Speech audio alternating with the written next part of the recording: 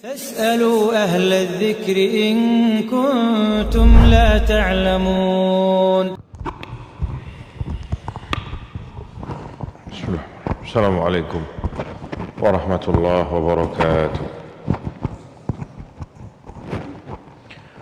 إن الحمد لله نحمده ونستعينه ونستغفره ونعوذ بالله من شرور أنفسنا ومن سيئات أعمالنا. من يهده الله فلا مضل له ومن يضلل فلا هادي له. أشهد أن لا إله إلا الله وحده لا شريك له وأشهد أن محمدا عبده ورسوله صلى الله عليه وعلى آله وصحبه وسلم تسليما كثيرا. أما بعد. Alhamdulillah, kita panjatkan puja dan puji syukur kita kepada Allah Subhanahu wa taala atas segala limpahan nikmat, rahmat dan karunia-Nya. Alhamdulillah, Allah Subhanahu wa taala mengizinkan kita semua untuk berjumpa di sini. Ya, perjalanan yang cukup jauh dari Lombok sana ke Surabaya dulu, dari Surabaya baru ke Banjar, dari Banjar ke Martapura, dari Martapura ke sini. Ya. Allah beri keselamatan, perjalanan cukup panjang. Sampai sudah tidur, sudah bangun lagi, tidur lagi, bangun. Tidak sampai-sampai ya. Masya Allah. Sampai saat tidur saya bermimpi mobil goncang-goncang kayak naik pesawat turbulence ya. Ternyata di mobil gitu ya. Subhanallah. Masya Allah, sungguh suatu kebahagiaan bisa berjumpa dengan jamaah semua di sini. Ini kali pertama saya datang ke Kalimantan Selatan. Ya. Ke Kalimantan berarti baru 2 kali. Yang pertama ke Pangkalan Bun di Kalimantan Tengah ya. Sekarang di Kalimantan Selatan. Sedikit lagi Kalimantan Timur ya. Itu mungkin nanti malam kita ke sana dulu baru balik lagi biar sekalian ya. Para jemaah sekalian Allah, mungkin yang mau Anda bahas ini cukup panjang. Jadi jika malam ini tidak selesai semua, mungkin kita lanjutkan besok subuh ya. Jadi judul yang subuh besok apa judulnya? Ana lupa. Bisa kita tunda itu nanti di sesi yang selanjutnya. Jadi Anda punya utang satu judul berarti ya kapan-kapan nanti datang ke sini lagi. Gitu. Karena yang mau Anda bahas pada malam hari ini itu satu buku dan insya Allah kita selesaikan pada malam ini.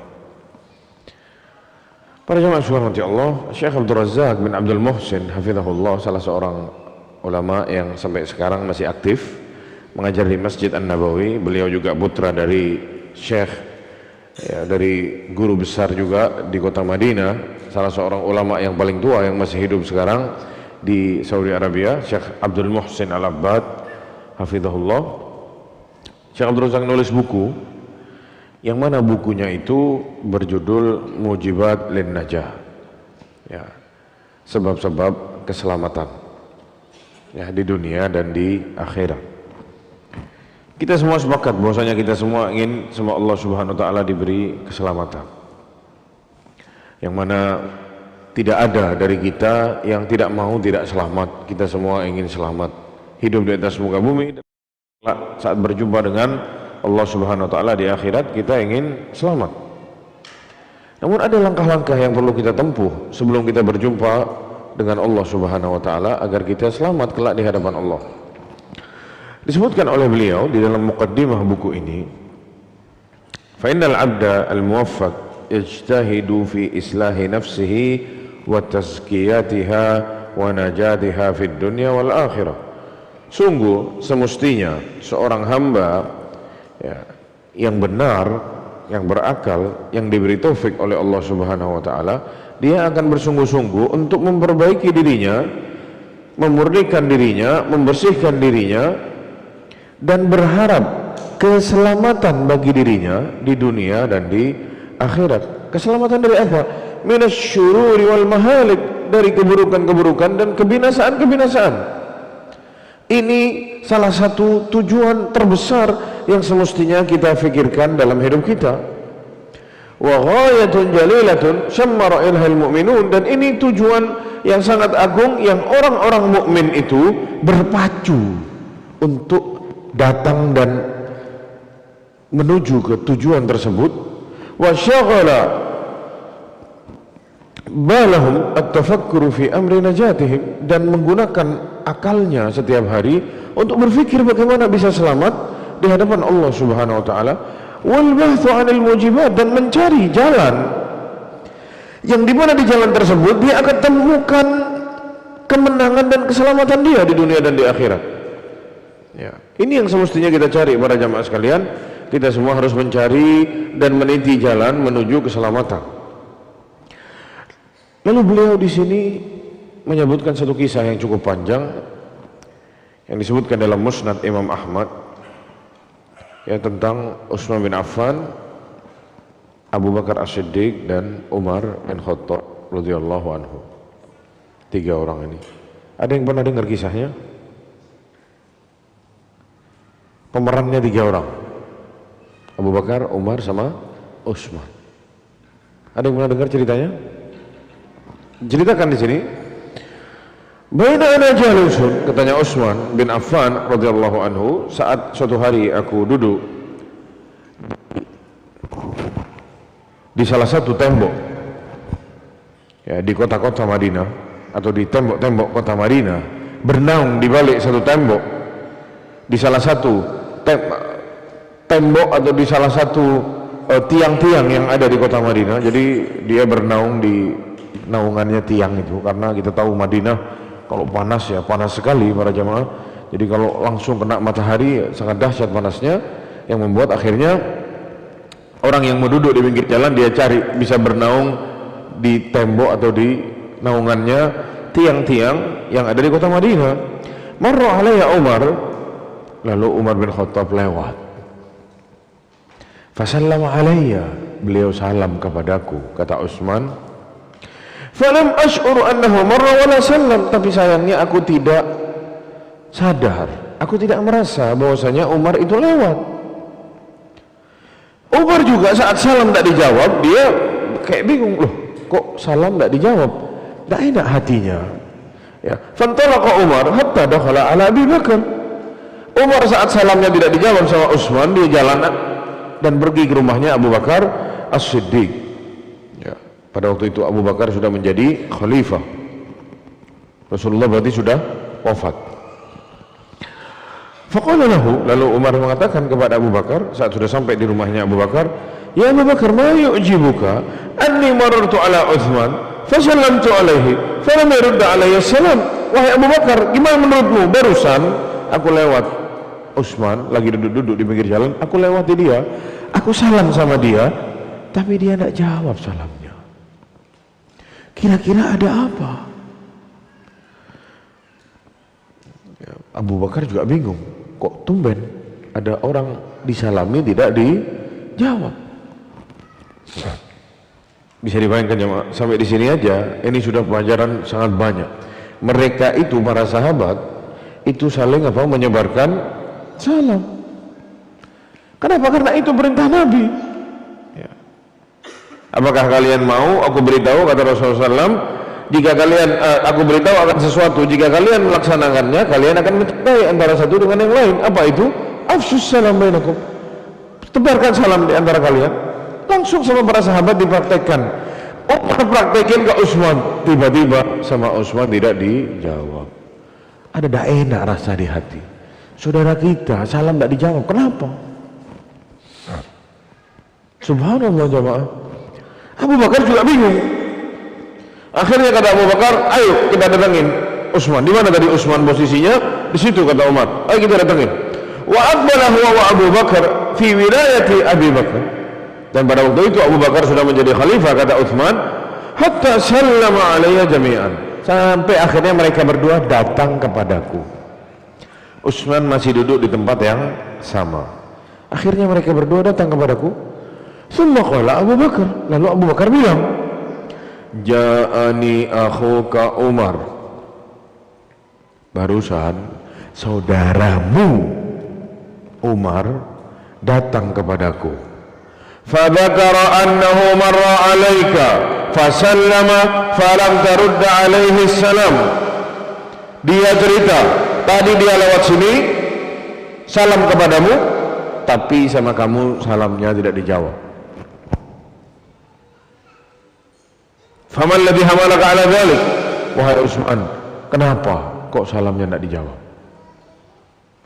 Ini Utsman tidak sedang bermaksiat jamaah di pinggir jalan, tidak sedang bikin ribut sama orang, berantem sama orang di pinggir jalan, atau dia lagi bikin hal-hal aneh di pinggir jalan. Tidak, salam tidak dijawab, diusut sampai tuntas.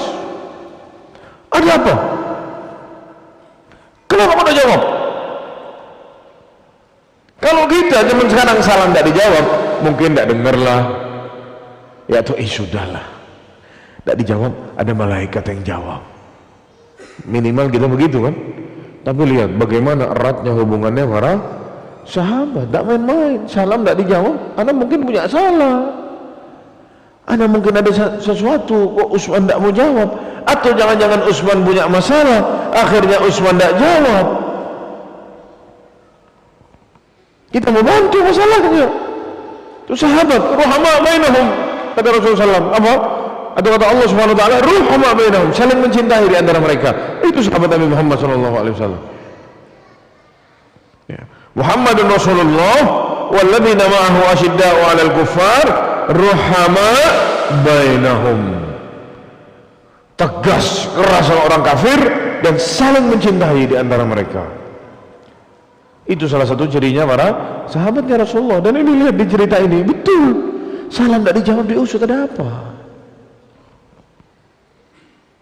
Apa yang membuat kamu seperti itu, wahai Utsman? Katanya Utsman, wallahi ma sya'artu annaka mararta bi wala sallamta. Demi Allah, aku tidak merasa engkau lewat tadi terus engkau salam. Anda tidak merasa. Wallahi, kata Utsman, aku tidak merasa. Ini riwayatnya banyak. Di riwayat yang lain Umar juga sempat bersumpah, wallahi tadi saya lewat, saya salam, kamu tidak jawab. Saling wallahi satu sama yang lain. Antum percaya sama Utsman apa sama Umar? Sama-sama wallahi ini, ya. Akhirnya Abu Bakar bilang, shadaqa Utsman. Utsman betul, Utsman jujur. Utsman itu tadi tidak ngerasa, tidak dengar. Ya. Waqad syaghalaka an dzalika amrun. Wahai Utsman, sepertinya ada beban yang sedang kau rasakan. Ada sesuatu di dalam pikiranmu, ada masalah dalam hidupmu yang membuat engkau duduk termenung, disalami sama Umar, orang tinggi besar, suaranya lantang, tapi kamu tidak dengar. Berarti ada masalah, ada sesuatu. Kalau bahasa anak sekarang, galau. Kira-kira jamaah, kenapa Utsman kok galau?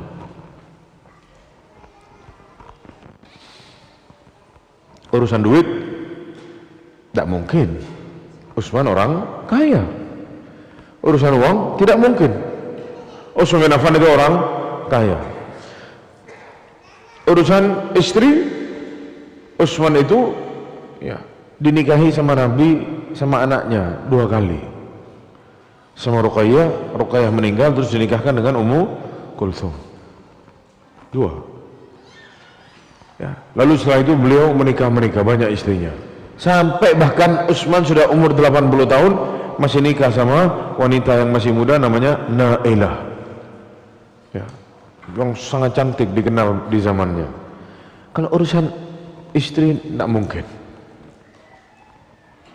Urusan apa jemaah? Takut masuk neraka? Tidak. Utsman dijamin masuk surga. Rasulullah yang sebut berkali-kali pula. Rasulullah bilang Utsman bin Affan fil jannah. Utsman itu tempatnya di surga. Bukan di satu kali. Satu kali lagi Rasulullah bilang saat Rasulullah, Abu Bakar, Umar dan Utsman naik ke atas Jabal Uhud. Uhud bergetar. Lalu Rasulullah bilang, "Usbut ya Uhud, diam wahai Uhud. Fa inna ma'alaika nabi was-siddiq wa syahidain." Diam wahai Uhud, tenang. Di atasmu sedang ada seorang nabi, seorang siddiq dan 2 syahid. Umar sama Utsman. Syahid itu tempatnya di mana? Surga. Bukan syahid-syahid ngaku-ngaku mati syahid. Rasulullah langsung yang kasih tahu. Belum lagi di salah satu kisah, Utsman itu beli surga berapa kali? 2 kali. Saat sahabat hijrah semuanya ke Madinah, ternyata di Madinah mereka kesulitan untuk cari air jernih untuk minum. Ternyata ada salah satu sumur milik salah seorang Yahudi, Bi'ru Rumah namanya. Rasulullah sampai bilang, siapa yang mau beli sumur tersebut dan menjadikannya untuk kaum muslimin, diwakafkan untuk kaum muslimin, maka saya jamin masuk surga. Siapa yang beli? Utsman. Jadi ini dijamin surganya bukan sekali, berkali-kali. Disebut namanya Utsman bin Affan fil jannah, terus dibilang syahid, terus siapa yang beli sumur dijamin masuk surga, Utsman yang beli. Terus saat perang Tabuk, keadaan perekonomian kaum muslimin sedang susah, namun harus berangkat sana untuk menjegal orang-orang Romawi yang mau serang Jazirah Arab, yang mau serang Rasulullah SAW. Rasulullah ngumpulin para tentara yang sedang susah pada waktu itu. Kata Rasulullah SAW, menjahaza jaishal usra adwan lahul jannah, kama qala sallallahu alaihi wasallam. Siapa yang kasih bekal buat tentara ini yang mau berangkat, yang lagi susah ini, saya jamin masuk surga. Para sahabat ya sumbang apa yang bisa disumbang. Terus Utsman berdiri, ana ya Rasulullah, apa itu? 300 unta, sama pelananya, sama bekalnya, sama senjatanya. Yang mau perang tinggal naik ke atas kudanya atau ke atas untanya, tinggal masuk ke medan peperangan. 300. Rasulullah lagi menjahaza jaishal, siapa yang mau kasih bekal, saya jamin surga. Utsman berdiri lagi, ana tambah lagi ya Rasulullah, 300 unta sama pelananya, sama apa, senjatanya dan bekalnya, lengkap sudah. Yang mau perang tinggal naik langsung masuk. Terus nanti ditanya lagi sama Nabi, siapa, ayo siapa yang mau, berdiri lagi dia, saya tambah lagi 300 sampai total 1000. Ya, 920 unta kalau tidak salah, atau 940 unta ditambah 60 kuda sama pelananya, sama alat peperangannya, semuanya lengkap. Yang mau perang tinggal berangkat 1000. Dan tidak cukup itu, beliau pulang ke rumahnya, ambil 1 kantong emas, dibawa di hadapannya Rasulullah. Ya, ini dan ini ya Rasulullah, saya sedekahkan ke para tentara yang mau berangkat. Yaitu Rasulullah masukkan tangannya ke dalam emas itu, jamaah, diambil emasnya begini sama Rasulullah. Rasulullah bilang, ma dharra Utsman ma fa'alahu ba'dal yaum. Tidak akan berdampak lagi bagi seorang Utsman dosa-dosa atau apapun yang mau dia buat semenjak hari ini. Bebas, kerjain semuanya, masuk surga. Berapa kali sudah ini dijamin sama Rasulullah SAW. Belum lagi kisah saat Rasulullah SAW istirahat di salah satu kebun yang ada di kota Madinah. Satu siang, jam-jam orang istirahat siang, Rasulullah lagi jalan di kota Madinah, tiba-tiba ketemu sama Abu Musa al-Ash'ari. Abu Musa lihat, wah Rasulullah mau kemana nih? Diikutin sama Abu Musa. Mau negur, sungkan. Sahabat itu sungkan sama Nabi. Mau tegur, mau tanya, tidak enak, jadi diikutin di belakang. Tiba-tiba kata Abu Musa, Rasulullah masuk ke dalam satu kebun, dari kebun-kebun yang rindang yang ada di kota Madinah, dan ada sumurnya. Ada yang bilang sumurnya yang dibeli sama Utsman bin Affan tadi. Akhirnya Abu Musa lihat Rasulullah masuk ke dalam kebun, dilihat sama Abu Musa. Rasulullah angkat pakaiannya begini, ya, diangkat pakaiannya, terus duduk di bibirnya sumur itu, dipendem kakinya di sumur itu. Kakinya sama Rasulullah dipendam di sumur itu. Ya. Sama Abu Musa akhirnya dijagalah pintu kebunnya. Sebagian ulama yang menjelaskan hadis ini bilang, awalnya Rasulullah tidak tahu kalau ada Abu Musa jaga di pintu. Saat Rasulullah tahu, seakan-akan Rasulullah ngasih isyarat, ya betul, jaga di situ, jaga pintunya. Kalau ada yang mau masuk, suruh minta izin dulu. Rasulullah mau istirahat, capek. Rasulullah bayangkan jemaah, istrinya 9, ngurus umat, belajar agama sama Jibril, dikirimin ayat Al-Quran setiap hari, ya. Belum strategi perang dan lain sebagainya, ngelawan musuh-musuhnya. Manusia Rasulullah, ada mungkin lelah, ingin istirahat, jadi dijaga sama Abu Musa al-Asy'ari. Tiba-tiba Abu Bakar muncul mau masuk jemaah, ditahan sama Abu Musa. Tunggu dulu, Anda mau masuk, kata Abu Bakar. Tunggu di sini, minta izin dulu ke Nabi. Iya, tolong mintakan izin ke Nabi. Kata para ulama, tidak mungkin Abu Musa al-Asy'ari berani jegal Abu Bakar mau masuk kalau tidak diperintahin sama Nabi. Jadi awalnya Abu Musa cuma-cuma seperti itu, akhirnya ketahuan sama Nabi, akhirnya sama Nabi suruh jaga, ayo dijaga. Kalau tidak berani dia mau jegal Abu Bakar, tidak berani.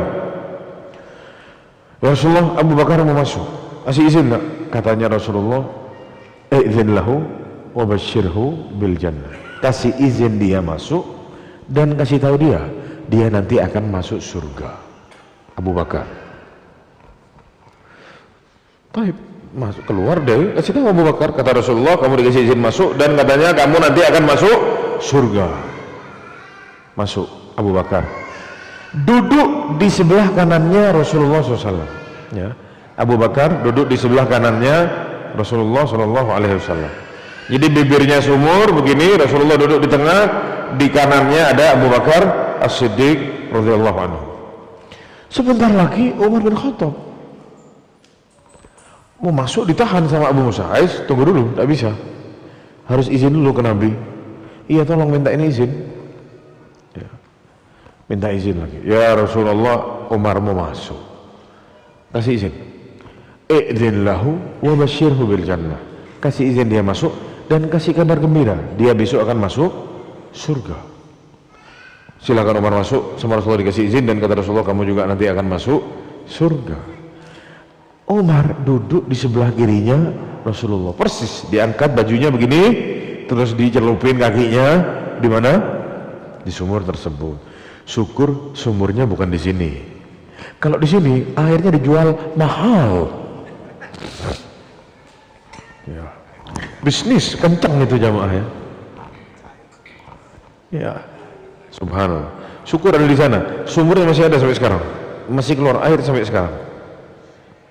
Ya, dijaga betul, tidak boleh ada orang bikin aneh-aneh di sana. Ya. Subhanallah, sebentar lagi Utsman mau masuk. Kalau kita ikut cerita yang bilang ternyata sumurnya itu yang dibeli sama Utsman mau masuk ditahan sama Abu Musa, gimana rasanya jemaah? Yang beli sumurnya Anda kok ente larang-larang. Tapi Utsman tidak demikian, minta izin sama Nabi, ya, minta izin sama Nabi, saya mau masuk. Akhirnya minta izin, kata Rasulullah SAW, idzin lahu wa basyirhu bil jannah.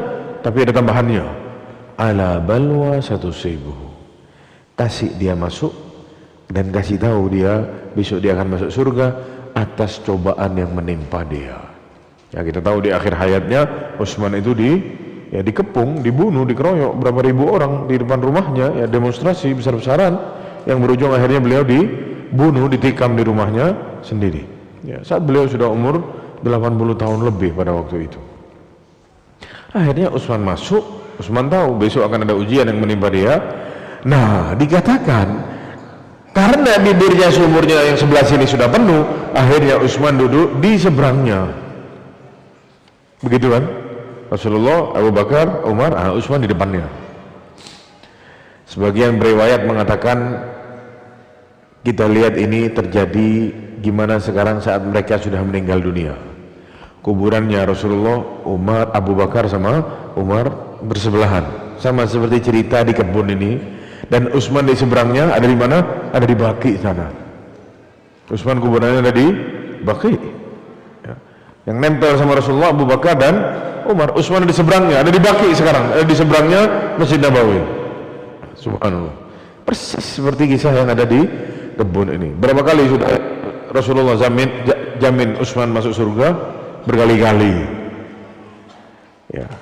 Dan belum selesai jamaah. Itu Rasulullah tadi bilang Utsman tidak akan, ya, sudah tidak berdampak apa-apa lagi apa yang mau dibuat sama Utsman semenjak hari ini saat ngasih sedekah itu 1000 dan ngasih 1000 kendaraan dan uang emas sebanyak itu, ternyata jamaah perangnya tidak jadi. Sudah berangkat, musuhnya takut mundur,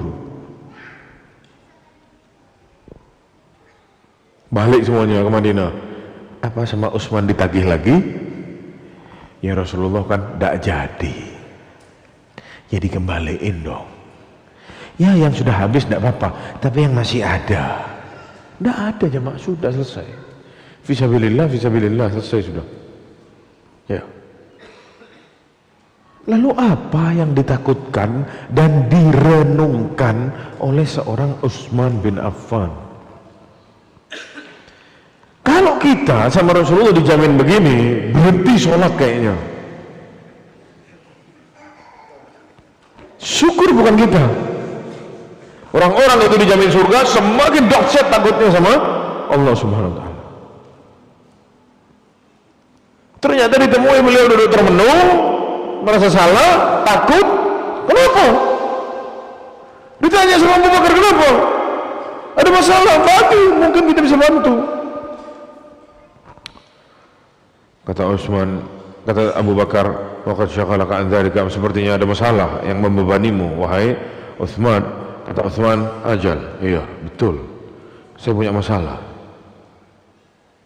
Ya, apa itu kata Abu Bakar? Kasih tahu kita, barangkali kita bisa bantu. Ya, lihat jemaah masalahnya, sungguh menampar kita semua yang hidup di zaman sekarang. Ya, sedikit dari kita yang memikirkan apa yang sedang dipikirkan oleh seorang Utsman bin Affan radhiyallahu anhu. Apa kata Utsman? Tawaffallahu nabiyahu qabla an nas'alahu an najati hadzal amr. Sungguh Allah Subhanahu wa taala telah mewafatkan nabinya sebelum kami bertanya kepada Rasulullah gimana caranya selamat besok di hadapan Allah. Tidak panjang lebar, selesai cepat masuk surga. Gimana caranya? Betul, anda dijamin masuk surga, tapi anda tidak mau terlalu panjang lebar di hadapan Allah. Tak mau anda.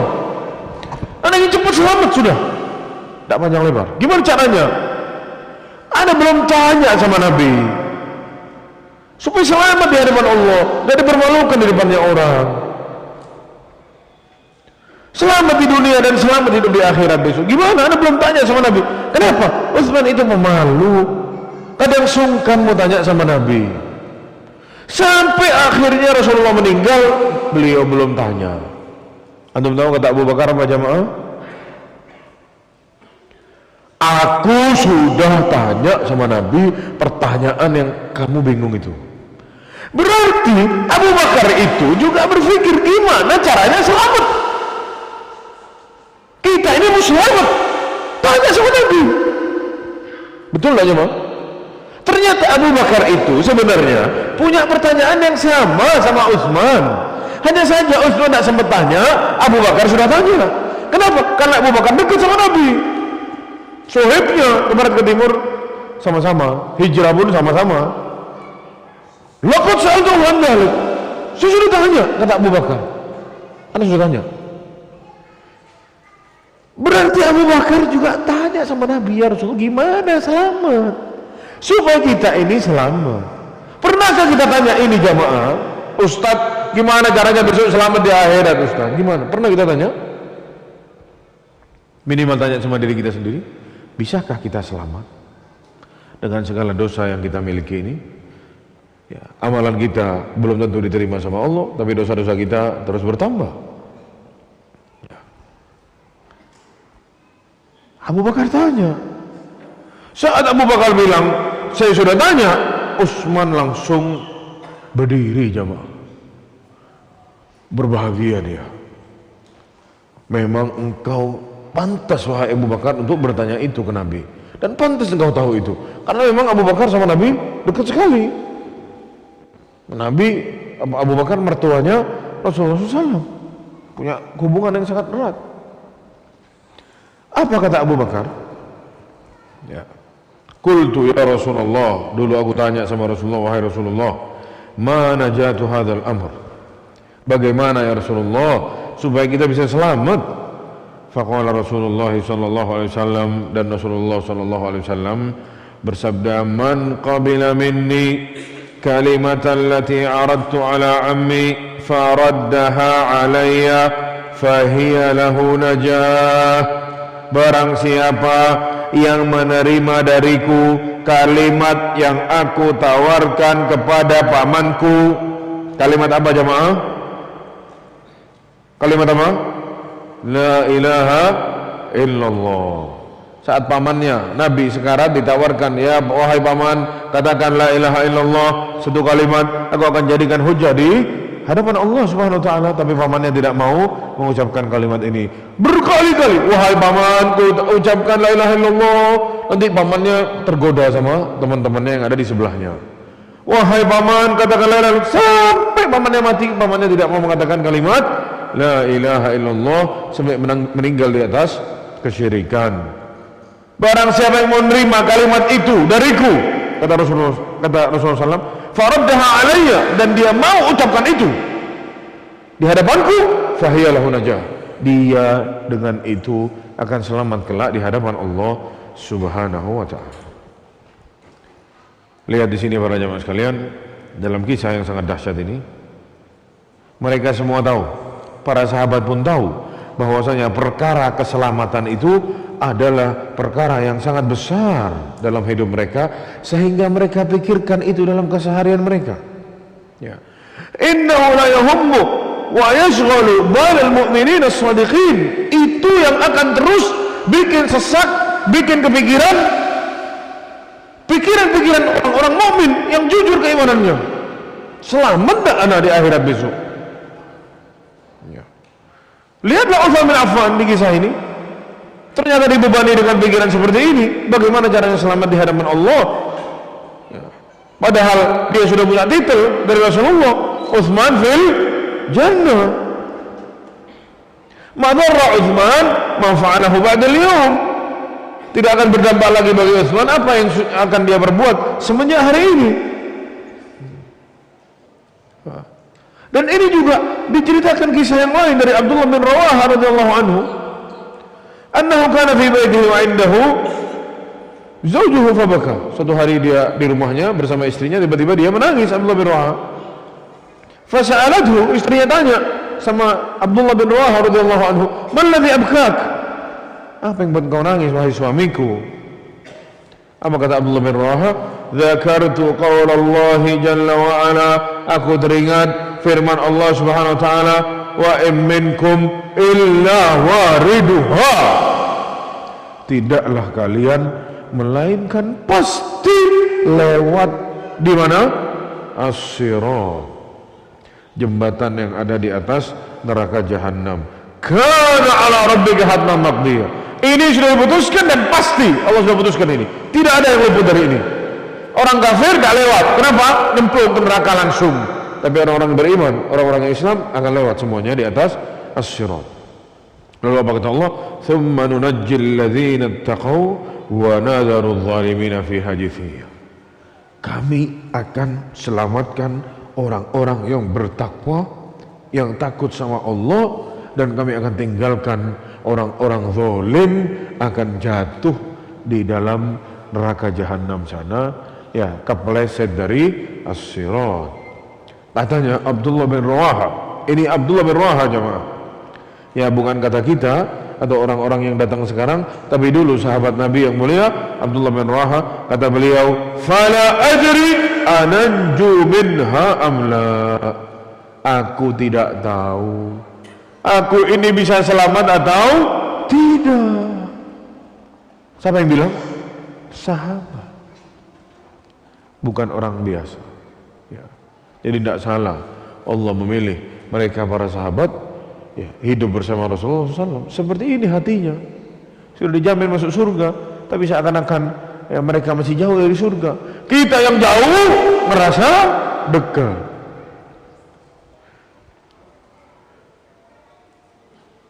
Sudah masuk waktu Isya para jemaah? Hah? Sudah? Ya, silakan muadzin adzan dulu. Insyaallah kita lanjutkan setelah adzannya.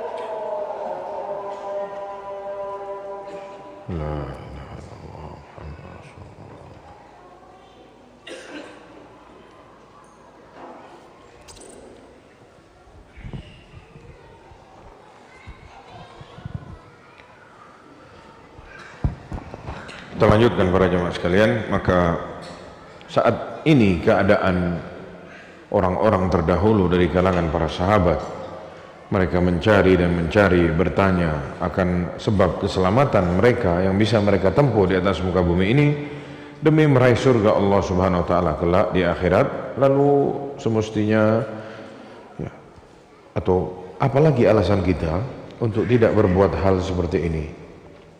Jika mereka yang sudah mendapatkan jaminan masih takut, lalu kita yang tidak punya jaminan tidak takut, ya, maka Asy-Syaikh di sini menyebutkan wa hadhihi risalatun mujaza harastu fiha 'ala al-isyarati ila 'ashrati umurin. Ya, di sini ada artikel atau ya seperti tulisan kecil, ya, buku kecil, pesan-pesan yang di dalamnya terdapat 10 perkara, yang mana ini adalah termasuk dari perkara-perkara yang sangat besar yang dapat mendatangkan keselamatan bagi seorang hamba khususnya di akhirat.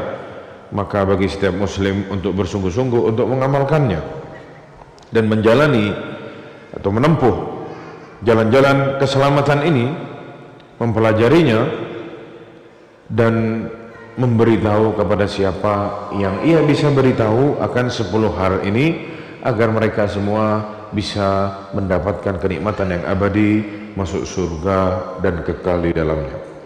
Poin yang pertama para jamaah sekalian disebutkan oleh Syekh di sini adalah tauhidullah wa ikhlasud dini lahu. Mentauhidkan Allah Subhanahu wa taala dan ikhlas mengamalkan agama ini hanya untuk Allah Subhanahu wa taala. Syekh di sini mengatakan fa'a'dhamu asbabin najati yaumil qiyamah, sebab terbesar yang mendatangkan keselamatan kelak di hari kiamat, Ya, bal la najata illa bihi, bahkan tidak ada keselamatan kecuali mendatangkan yang satu ini. Tidak mungkin selamat kecuali dia bawa satu ini. Apa itu? Mentauhidkan Allah Subhanahu wa ta'ala dan ikhlas menjalankan agama ini hanya untuk Allah. Yang mana tadi dalam cerita itu kita sebutkan, barang siapa yang menerima dariku kalimat apa? La ilaha illallah. Kalimat yang kita kenal selama ini dengan kalimat tauhid. Makanya Syekh di sini menyebutkan wal muradu bil kalimati kalimat tauhid. Yang dimaksud kalimat itu sama Nabi dalam hadis itu adalah kalimat tauhid. La ilaha illallah. Makanya orang kalau masuk Islam disuruh bilang apa? Asyhadu an la ilaha illallah. Satu kalimat yang maknanya meyakini bahwasanya hanya Allah lah zat yang paling pantas, paling patut untuk disembah, tidak ada yang lain. Namun Syekh di sini mengatakan walaisal muradu ayyatalaffadha bihal insanu fahasab. Maksudnya bukan cuman ngomong la ilaha illallah terus selesai, bukan. Tapi maksud di sini adalah selain dia mengucapkan itu, dia juga apa? Tahqiqu ma dallat alaihi, mewujudkan isi dari kalimat yang dia ucapkan. Apa perwujudannya? Nomor satu, ikhlas, beragama hanya untuk Allah dan mengesahkan Allah dalam ibadah, tidak dicampur dengan yang lain. Apa gunanya bilang la ilaha illallah tapi dia masih mengharapkan ya atau mengarahkan tawakalnya, takutnya, cintanya, harapannya, apalagi sujudnya, rukuknya, doa-doanya kepada selain Allah? Untuk apa? Makanya orang kafir Quraisy dulu diminta ngomong la ilaha illallah, tidak mau. Karena mereka sadar kalau sudah bilang la ilaha illallah, ini yang lain, ini patung-patung yang 300 lebih jumlahnya ini, itu harus ditinggal semua. Tidak boleh lagi sudah mau ibadah lewat patung-patung dulu, tidak boleh. Mereka paham itu. Makanya mereka tidak mau bilang.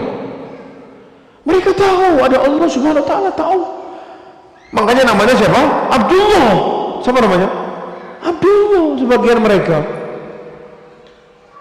Anaknya Suhail bin Amr, ya salah seorang gembongnya kafir Quraisy dulu, namun di akhir hayatnya masuk Islam.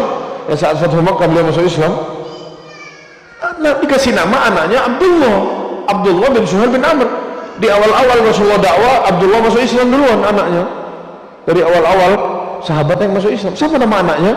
Abdullah, hamba Allah. Berarti mereka yakin ada Allah di sana. Hanya saja beribadatannya dikasih kepada selain Allah lewat perantara. Mau sembelih lewat perantara, mau minta datang ke patung itu supaya nanti dia yang sampaikan ke Allah Subhanahu wa ta'ala. Mereka bilang, mana abuduhum, kami tidak nyembah mereka illa liyaqarribuna ilallahi zulfa, kecuali karena supaya mereka lebih mendekatkan kami kepada Allah. Jadi seakan-akan Allah itu punya agen di atas muka bumi ini. Kalau mau beli lewat agen, distributor. Tidak bisa main telikung langsung ke Allah, tidak boleh. Potong jalan, tak boleh, harus lewat agen-agennya. Siapa agen-agennya? Ya patung-patung ini sama mereka dibuat.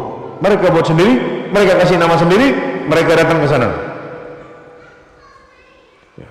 Yang mana hal ini sudah banyak disadari sama orang-orang sebelum Rasulullah diutus.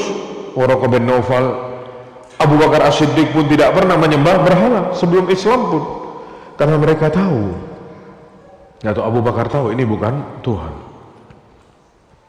Sedari muda sama ayahnya Abu Bakar diajak suruh minta ke patung ini patung itu, tapi sama Abu Bakar patungnya dilempar sama batu. Karena kata Abu Bakar, saya minta makan tidak dikasih, minta baju tidak dikasih. Ya, akhirnya anak lempar sama batu, jatuh patungnya kata Abu Bakar. Bahkan dia nolong dirinya sendiri tidak bisa. Mau ngapain minta sama seperti ini? Jadi Abu Bakar sudah sadar, ini bukan Tuhan semuanya. Ya. Sampai akhirnya Rasulullah diutus ngajak untuk Islam, langsung diterima sama Abu Bakar. Karena itu sudah diyakini ada Tuhan di sana, bukan patung-patung ini. Ya. Mereka tidak mau bilang la ilaha illallah karena mereka tahu konsekuensinya. Tinggalin semua yang selain Allah Subhanahu wa taala, dan mereka tidak mau itu. Ya. Apakah kalian, itu bahasa mereka, apakah kamu mau menjadikan Tuhan yang banyak jadi satu? Inna hadza la syai'un ujab, kata mereka. Ini sesuatu yang menakjubkan, tidak masuk akal, kata mereka. Ini ada 300 lebih dibuang semua, sisa satu saja, tidak mungkin, kata mereka. Jadi mereka tidak mau menyebutkan kalimat la ilaha illallah karena mereka tahu konsekuensinya. Semua peribadatan harus ditujukan kepada Allah. Ya. Dan ingat para jamaah subhanahu wa ta'ala, tauhid itu juga tujuan Allah Subhanahu wa taala menciptakan makhluknya. Tauhid itu juga tujuan Allah Subhanahu wa taala utus para rasul-rasul. Tauhid itu juga yang menyebabkan ada yang namanya mukmin, ada yang namanya kafir. Tauhid itu juga ada orang yang bahagia masuk surga, ada yang masuk neraka gara-gara tauhid. Maka dari itu inilah salah satu tujuan yang perlu kita ketahui dan perlu kita wujudkan dalam hidup kita. Jangan sampai yang satu ini tercoreng, rusak ya, dengan bisnis-bisnis ya, yang berbau agama ini jemaah. Ya, paling keras dan paling laku bisnis itu jualan agama ini. Di satu daerah ada kuburan ditinggikan, ternyata isinya kuda. Jadi kuda dokar mati, ditabrak sama mobil, digeser ke pinggir jalan, dikubur. Lama-lama dikasih bangunan. Orang-orang datang ke situ jamaah. Ada kotak amalnya. Fulus.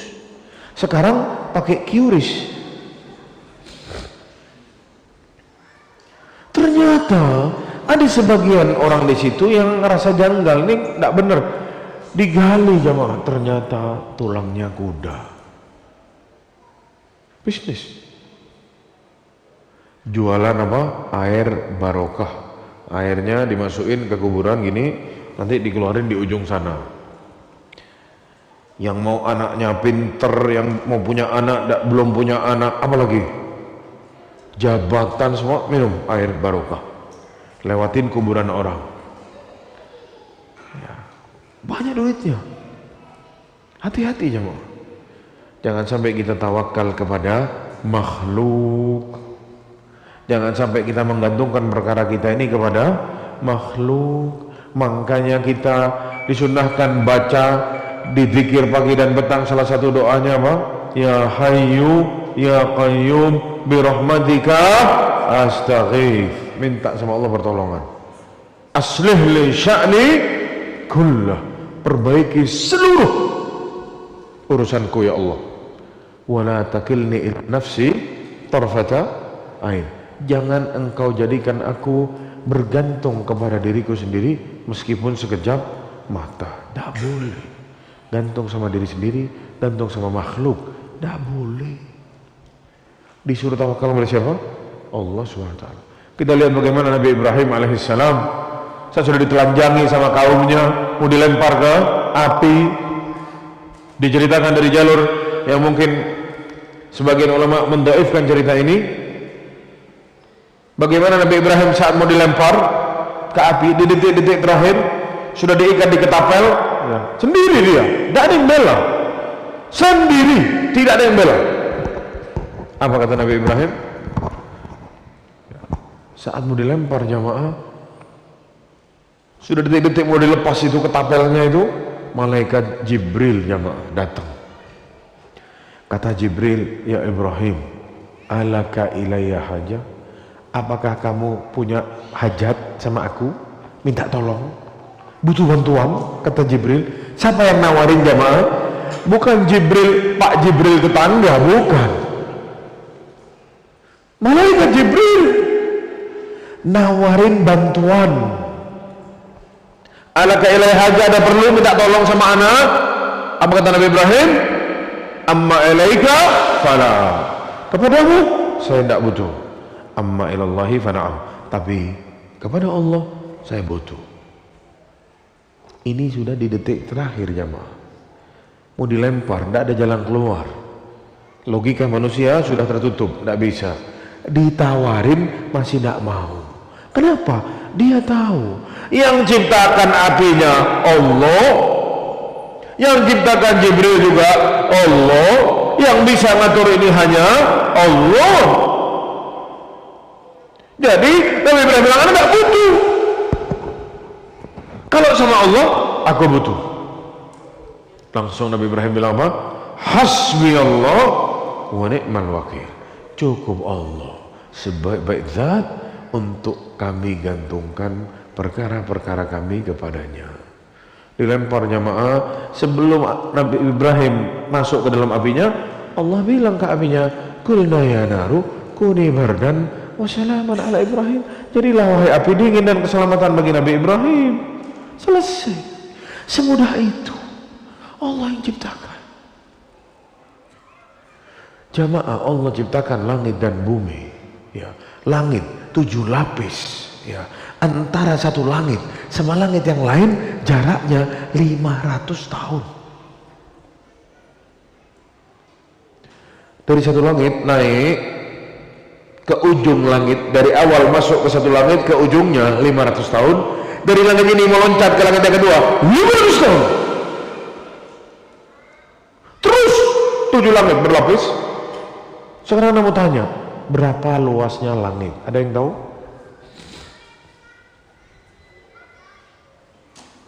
Ya sudah, berapa jumlahnya bintang? Ada yang tahu? Buka HP, cek di Google, coba, tidak apa-apa. Cek, coba. Coba cek, berapa jumlah bintang? Coba, tes. Anda mau tahu berapa? Pasti jawabannya ngawur, pasti itu. Hanya nebak-nebak, ngarang. Lihat aja, berapa jawabannya? Berapa? 200 miliar triliun. Jadi 0,000. Kok bisa? Tahu dari mana dia? Kalau di satu lagi nyempil sebelah jauh-jauh tidak kelihatan. Ya. Ngarang. Google-nya pun ngarang. Tidak ada yang tahu jamaah jumlah bintang ada berapa. Mungkin yang terhitung segitu. Mesti ada lagi yang lain yang tidak bisa dijangkau sama manusia. Luasnya langit kita tidak tahu berapa. Benda di langit, bintangnya aja sudah begitu. Belum lagi kata Rasulullah SAW dalam satu hadis, attatis sama wa huqalaha anta'id. Langit itu berderik-derik kayak kasur spring bed sudah 20 tahun tidak diganti jemaah. Kalau antum naik ada suaranya, ngek bunyi ya. Kalau antum gerak posisi badan, ngek bunyi lagi. Dari saking beratnya sudah bebannya, iya kan? Langit itu kata Nabi seperti itu. Kenapa kok seperti itu? Tidaklah ada satu jengkal melainkan ada kepalanya malaikat bersujud kepada Allah Subhanahu wa taala di langit yang seluas itu. Penuh sama malaikat sampai ngek-ngek dak kuat langitnya menampung dari saking banyaknya malaikat. Sudah 200 tadi juta berapa? 200 miliar triliun. Nolnya 24. Belum malaikatnya seperti itu baru bintang.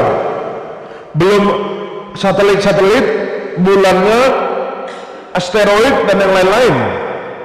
Itu belum dihitung. Langit, bumi, 7 lapis.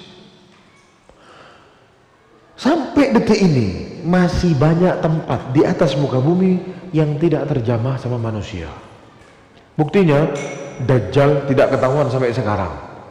Ya'juj dan Ma'juj sudah ada di atas muka bumi ini, tapi tidak ketahuan sampai sekarang. Berarti dunia ini pun masih belum bisa dieksplor semuanya. Dengan segala emasnya, ada berliannya, mutiaranya dalam laut, bahkan lautan yang sangat mengerikan itu sampai sekarang menjadi misteri. Ada apa di dalam sana? Ya, tidak tahu. Itu ada Palung Mariana di sana, yang dalamnya lebih dalam dari Gunung Everest, mungkin 10 kilo, 12 kilo.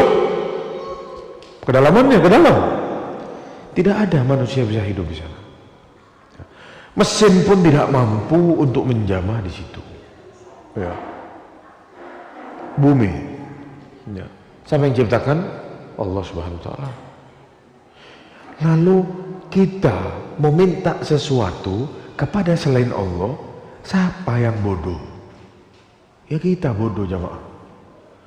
Allah sudah ciptakan sangat dahsyat, semua Allah kasih buat kita. Yang sama kita dijalani setiap hari dalam hidup kita ini, yang kita lihat dengan mata kepala kita sendiri, Allah semua ciptakan. Terus kita masih percaya kepada selain Allah, masih berharap kepada selain Allah, menggantungkan ya harapan-harapan, tawakal, perkara-perkara kepada selain Allah, apalagi kepada foto-foto orang-orang makhluk Allah yang mungkin bisa salah. Mungkin bisa jadi dosanya tidak diampuni sama Allah. Mungkin bisa jadi dia butuh sama doa-doa kita. Subhanallah. Sejauh itukah kita para jamaah sekalian? Ya.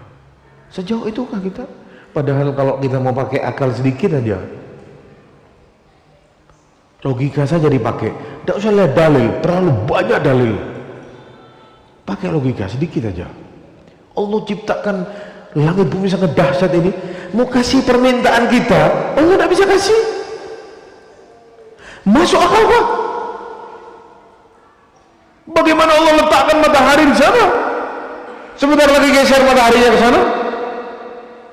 Tiba-tiba di sini musim hujan, tiba-tiba di sana ada saljunya.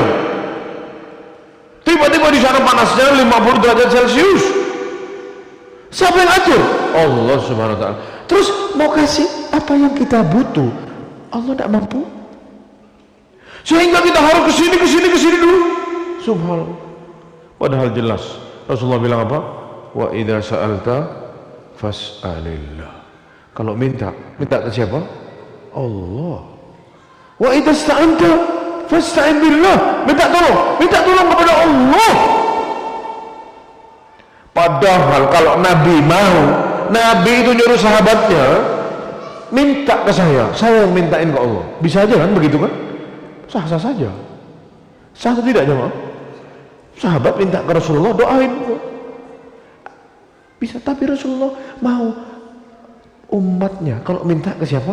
Allah. Padahal kalau Rasulullah mau, doa saya itu mustajab. Minta tolong sama aku yang minta doa. Bisa aja kan? Bisa. Tapi kita lihat Rasulullah ajarkan umatnya untuk apa? Minta kepada Allah. Bahkan Rasulullah bilang doa silahul mukmin. Doa itu apa? Senjatanya seorang mukmin. Allah akan ijabahi doa-doa para hambanya. Itu Rasulullah kasih tahu kepada kita semua. Namun sayang, masih banyak orang-orang yang mengaku seorang muslim namun tidak mendatangkan ini dalam dirinya.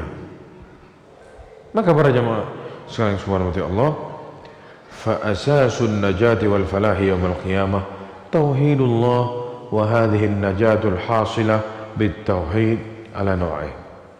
Dan keselamatan yang akan dihasilkan oleh orang-orang yang mentauhidkan Allah, yang tidak berbuat syirik, itu ada dua macam ya. Ini dua macam. Jika tidak yang ke satu, ya dapat yang kedua. Ini hanya bagi orang-orang yang mati di atas tauhid, tidak mencampurkan tauhidnya dengan kesyirikan. Keselamatan yang pertama adalah selamat dari neraka secara total. Dengan kata lain, masuk surga tanpa hisab dan tanpa azab. Ini keselamatan yang pertama. Ini hanya bagi orang-orang yang mentauhidkan Allah Subhanahu wa ta'ala. Tapi jika dia mencampuri tauhidnya sama maksiat, bukan sama kesyirikan, tapi sama maksiat, ada dosa-dosa yang harus mungkin dia diazab dulu gara-gara dosa ini, maka jenis keselamatan yang kedua adalah selamat dari kekekalan di neraka. Orang yang mentauhidkan Allah, kalaupun harus dicuci di neraka, dia tidak akan kekal di dalamnya. Dia akan diselamatkan sama Allah suatu hari, dan dia akan dikeluarkan dari neraka. Masuk ke mana? Surga.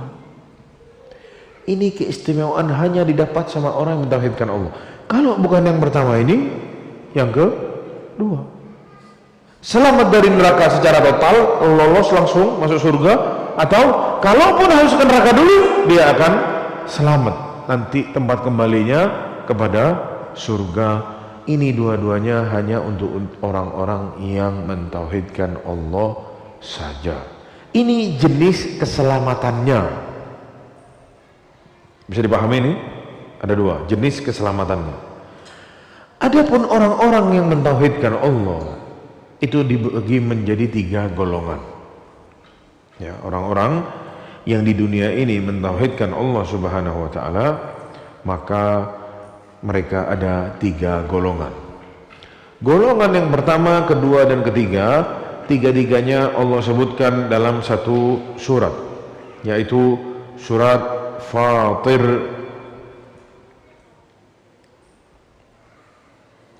ayat 32 sampai 36.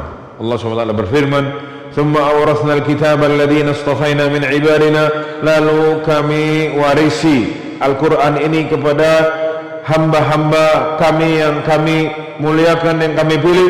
Faminhum dzalimun li nafsihi. Ini paling bawah, golongan paling bawah. Namanya apa? Dzalimun li nafsihi. Ini yang nomor 3, paling bawah, paling rendah kedudukannya. Wa minhum muqtasid. Di atasnya namanya muqtasid.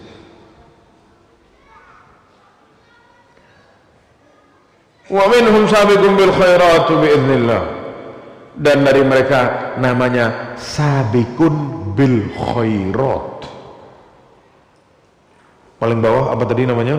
Dzalimun li nafsihi, terus muqtasid, terus sabiqun bil khairat biiznillah.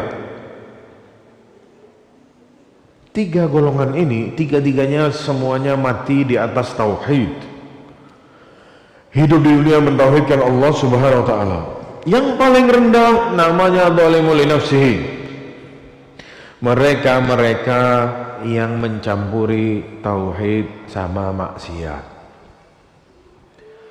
Mentauhidkan Allah tapi berbuat dosa-dosa. Maka yang seperti ini, dzalimun li nafsihi, mereka di bawah kehendak Allah. Bisa jadi diampuni dosanya, masuk surga, bisa jadi harus mampir dulu di neraka dan dicuci terlebih dahulu, dan lalu baru nanti masuk surga. Ini yang paling bawah, kembali kepada Allah Subhanahu wa ta'ala, tahta masyiatillah, di bawah kehendak Allah. Insya'a ghafar lahu wa insya'a adzabahu. Kalau Allah mau, Allah ampuni. Kalau Allah mau, sama Allah diazab dulu. Ini yang paling bawah, tapi tetap nanti ujungnya masuk surga. Atau bisa jadi sama Allah diampuni, dia masuk surga. Ini yang paling bawah. Di atasnya namanya muqtasid.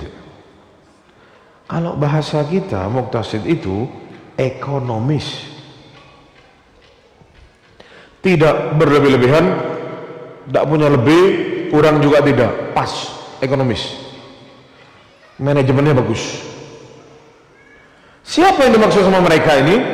Orang-orang yang menjalani semua kewajiban-kewajiban saja dan meninggalkan seluruh yang sama Allah dilarang. Tidak ada sunnah-sunnah, tidak ada. Yang wajib semua dikerjain, yang dilarang semua ditinggal. Paham jemaah? Apa ini namanya? Ekonomis.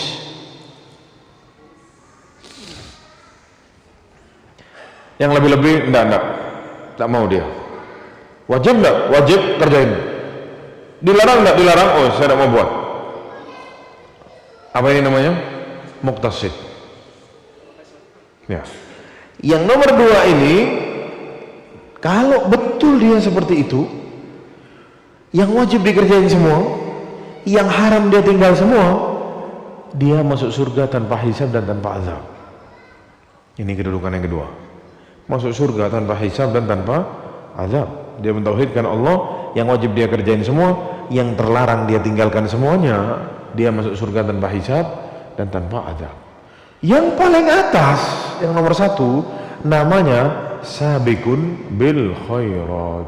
Artinya yang berpacu dalam kebaikan. Ya sudah jelas, kalau sudah berpacu dalam kebaikan berarti yang wajib semua dia kerjakan, ditambah sama yang sunnah-sunnah lagi, semua dia dikerjain, plus yang dilarang sama dia ditinggal semuanya. Ya sudah jelas orang seperti ini masuk surga tanpa hisab dan tanpa azab. Tiga-tiganya mentauhidkan Allah. Yang paling bawah boleh nafsihi, tercampur sama dosa-dosa, bisa jadi Allah ampuni, bisa jadi diazab dulu, tapi akan masuk surga. Yang kedua sama yang nomor 1, masuk surga tanpa hisab dan tanpa azab. Adapun yang mati di atas kesyirikan, Allah Subhanahu wa taala berfirman, innahu man yusyrik billah faqad harramallahu alaihil jannah. Orang-orang yang berbuat syirik kepada Allah, mati di atas kesyirikannya, Allah haramkan baginya surga. Wa ma'wahun nar, tempat kembalinya itu neraka jahanam.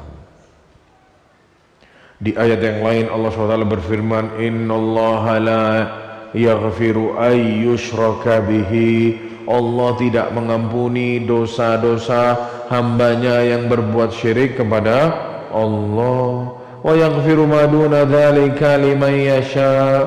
Dan Allah akan ampuni dosa-dosa yang lain selain dosa-dosa syirik. Jangan main-main sama yang namanya kesyirikan. Mati di atas itu, tidak sempat tobat jamaah, selesai masuk neraka jahanam, wal'iyadu billah. Maka itulah para jamaah sekalian, poin yang pertama yang bisa ana sampaikan. Insyaallah besok setelah sholat subuh kita akan lanjutkan kajian kita biidznillah tentang apa sisanya, insyaallah singkat-singkat. Yang paling panjang itu muqaddimah sama poin ke 1, sisanya semuanya pendek-pendek semua. Insyaallah kita lanjutkan besok. Hadza wallahu a'lam, sallallahu alaihi Muhammad wa ala alihi wa sahbihi wasallam. Assalamualaikum warahmatullahi wabarakatuh.